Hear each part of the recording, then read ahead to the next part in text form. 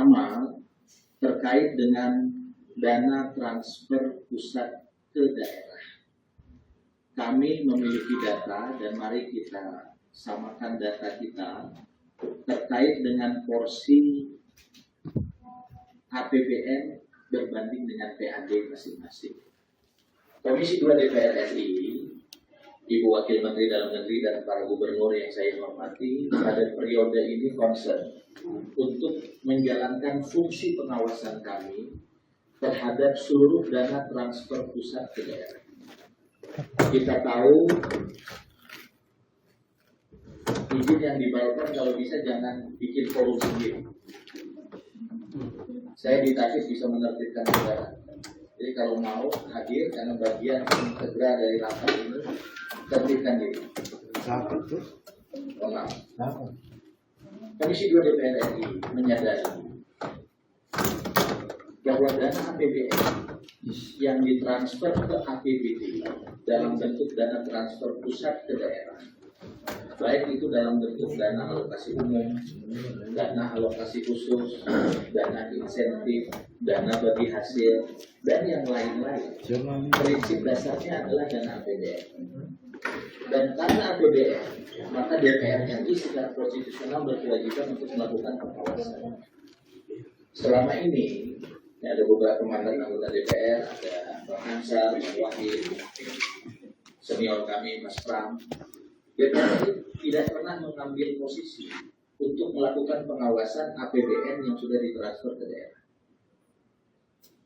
Di beberapa daerah, gubernur, bupati, wali kota, saya sapa juga para bupati dan wali kota yang hadir melalui Zoom, itu membangun barrier dengan DPRD-nya dengan alasan ini bukan dana APBD murni, ini dana pusat.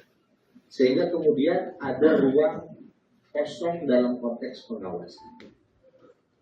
Di sisi yang lain, kalau udah bilang akhir tahun, para kepala daerah datang ke DPR RI berkeliling ke kementerian agar dana transfernya bisa ditambahkan pada periode berikutnya.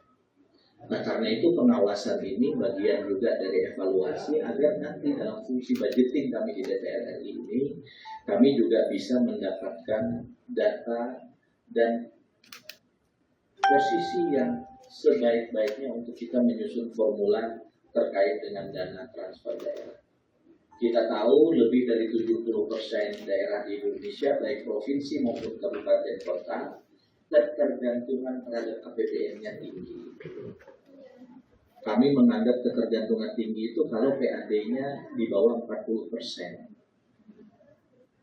Hanya beberapa daerah yang PAD-nya di atas 60%. Banten, DKI Jakarta, Jawa Barat, Jawa Timur. Sisanya pada posisi tengah dan yang paling tentu ini jadi koreksi kita bersama dan upaya kita bersama PAD-nya di bawah 10%. Ada yang cuma 4%, ada yang cuma 5%, ada yang 6%. Itu artinya ketergantungan APBN-nya sangat tinggi. Yang kedua, kami memohon diberikan laporan kepada kami terkait dengan kinerja BUMD dan badan layanan umum daerah masing-masing. Bapak Ibu sekalian, kenapa para gubernur dan wakil gubernur ini diundang acak dengan menggunakan dua indikator. Indikator yang pertama kemandirian fiskal. Download Tribun X sekarang, menghadirkan lokal menjadi Indonesia.